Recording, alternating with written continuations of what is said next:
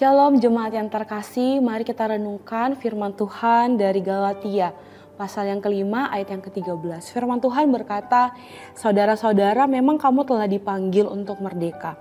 Tetapi janganlah kamu mempergunakan kemerdekaan itu sebagai kesempatan untuk kehidupan dalam dosa.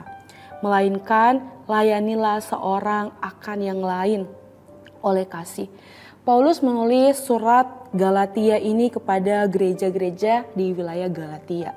Salah satu tujuan Paulus menulis surat ini adalah untuk melawan ajaran sesat yang berkembang di antara jemaat pada saat itu yang mengatakan bahwa kemerdekaan, kebebasan, keselamatan yang mereka miliki hanya bisa mereka dapatkan ketika mereka melakukan hukum Taurat.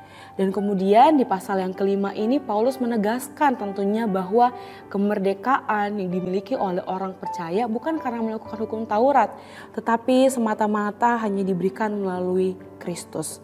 Kata kemerdekaan yang Paulus pakai dalam Galatia pasal 5 ayat 13 ini menunjukkan sebuah panggilan dari Allah dan sebuah bagian yang integral dalam identitas orang percaya yang telah dimerdekakan di dalam Kristus. Paulus memberikan kontras kemudian yang kuat ketika orang percaya yang telah bebas dimerdekakan oleh Kristus itu sangat berbeda dengan kehidupan orang yang masih hidup di dalam dosa. Dan orang yang telah merdeka adalah orang yang seharusnya hidup dalam kasih.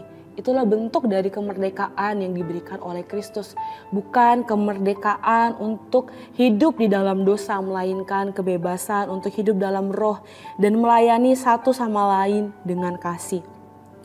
Bapak Ibu Saudara, sebagai orang yang percaya kepada Kristus, Kristus telah memerdekakan kita dari dosa. Dan kita dipanggil untuk hidup dalam kemerdekaan yang sejati itu. Kemerdekaan yang bukanlah sebuah kebebasan kita bisa melakukan apapun sesuka hati kita. Bukanlah kebebasan tanpa batas, tetapi kebebasan dari perbudakan dosa.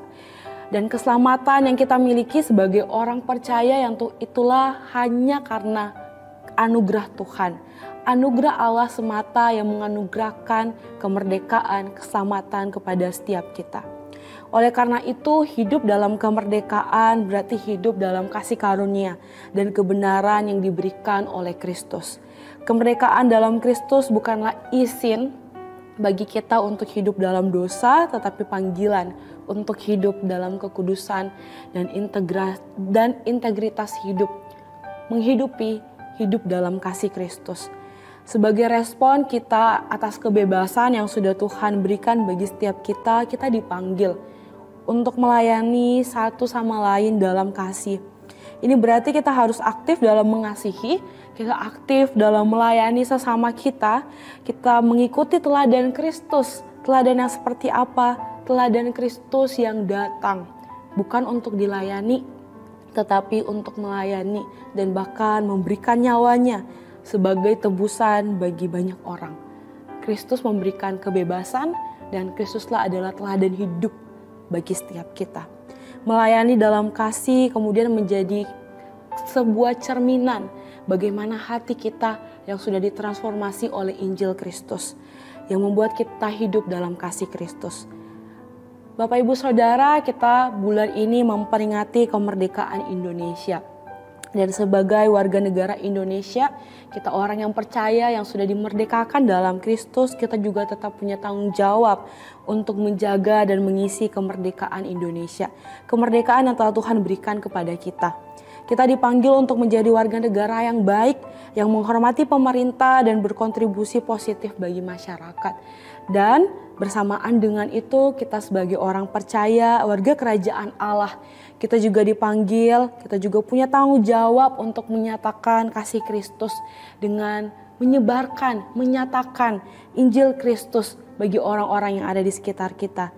Dan marilah setiap kita menjadi terang, menjadi garam yang menggarami, yang menerangi Indonesia, menerangi dunia dengan kasih Kristus yang membebaskan setiap kita. Tuhan Yesus memberkati.